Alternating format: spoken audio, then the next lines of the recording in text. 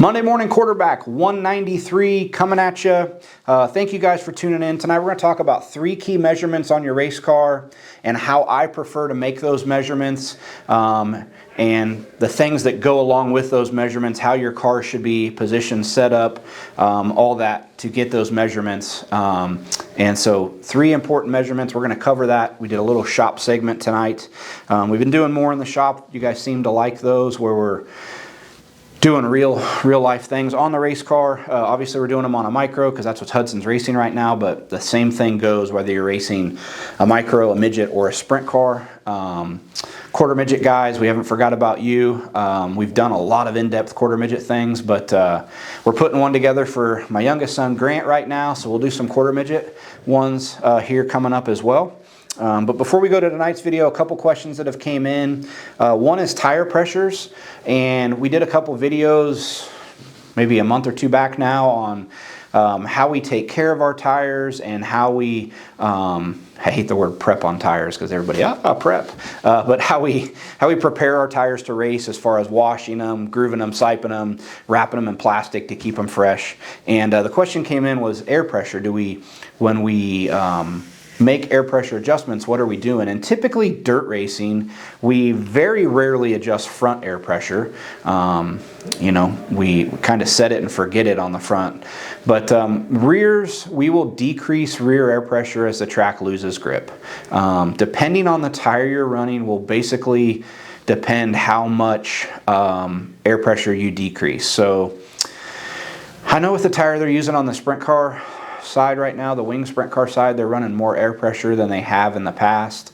Like on the micro side, if you're running like that ASCS2 tire, it's got an extremely stiff sidewall, so you can get pretty low on pressure, where if you're running somewhere where you can run the American Racer, the sidewall is not quite as stiff, or you're running an RD tire, the sidewall is not quite as stiff, so you're going to have to run a little bit more air pressure. But as the track slows down, you don't have as much load on that tire.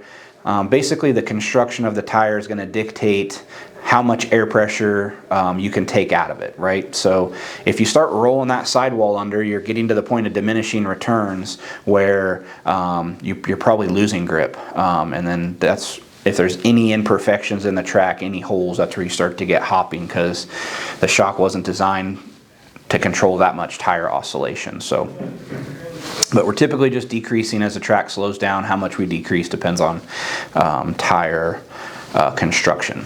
Another one that come in, which is really more specific, but they probably asked it because they know we had a D1 junior sprint with Hudson, and it was a 50-pound driver. Where do we start on cross weight with a D1 junior sprint? We always lived in that 48 to 50% cross weight range, and that was with the driver in the car. So if you have specific questions like that, don't ever hesitate to ask. If I've got firsthand knowledge, I'll share it. If I don't, I'll ask a fellow friend who is does have firsthand knowledge in that area. So one of the benefits of having hundreds, maybe thousands of customers around the country is we talk with a lot of people on a daily basis, and we have a wealth of knowledge from a bunch of really smart people, and we're never afraid to share it, and that's why we do these videos every week. So without further ado, here's the shop video. 3 really important measurements on your race car, how to take them, when to take them, and why to take them.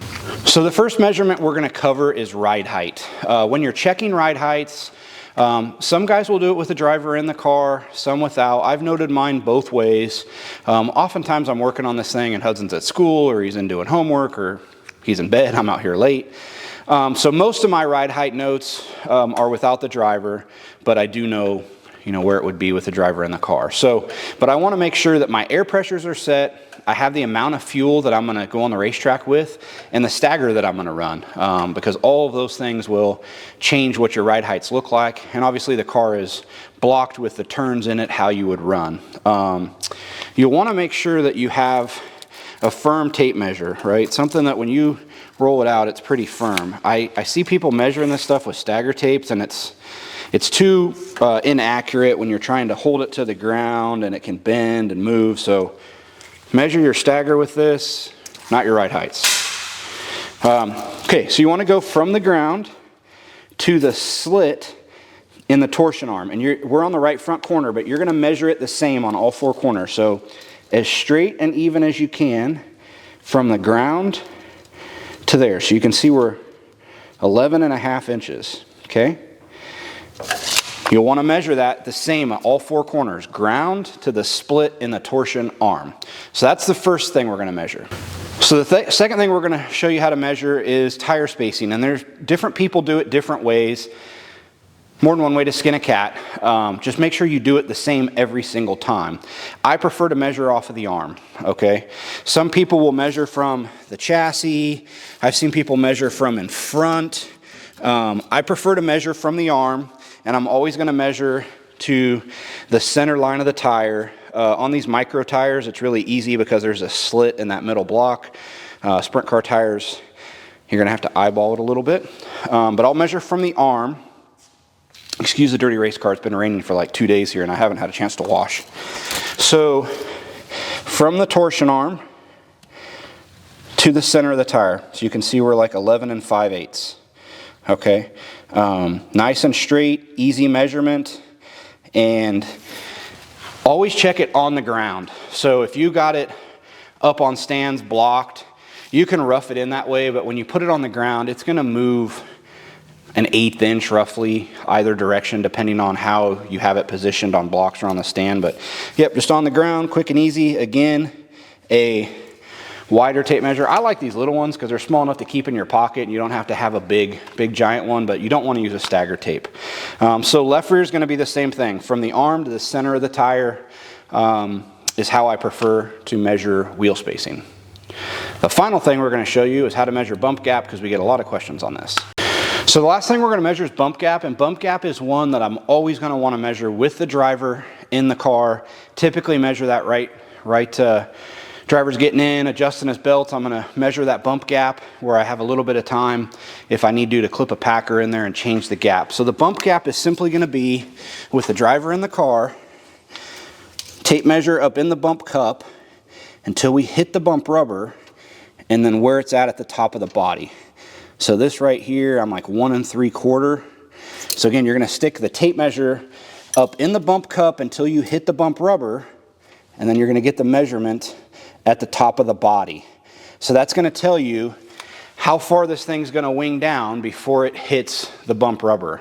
Again, you want to do it as the thing's going to roll on the track. The stagger you're going to run, the amount of fuel you're going to run, and the driver in the car. Now your bump gap could be 1 3/4 right now, and then for the feature you put a taller left rear on it, put a little more fuel in the car, now your gap shrunk. Okay, that's when you're going to need to make your adjustments, pulling packers out, and you have to make a decision because say you lost a 1/2 inch of bump gap. Well, if you take all 1/2 inch of that of packer out to get to where you were, then halfway through the race, once the thing's burned some fuel and the back of the car's come up a little bit, now your gap's going to be 1/4 inch more than you had. So typically I'll split the difference. If I lost a 1/2 inch of gap, I'll only take 1/4 of packer out. So right in the middle of that race, my gap is exactly what I want. Not a big deal with the micros because we don't burn a ton of fuel, but a sprint car where you're burning 20-25 gallons of fuel, it is a big difference. So typically on the micro, I won't adjust it because we're only going to run 1 gallon or 1.5 gallons more in the feature than we did in the heat race. And so it's 10-12 pounds more. We're only going to lose a little bit of gap, so I don't worry about it. But those are the 3 key measurements we're going to show you today. Please ring the bell for notifications. If you've got ideas on other things you want to see as far as Monday morning quarterback tech videos, let us know because we're committed to bringing you one every week at 9 o'clock. And we're going to close this episode out, and we'll see you guys again next week. All right, guys, hope you learned something there from that video. We'll be back next week at 9 p.m.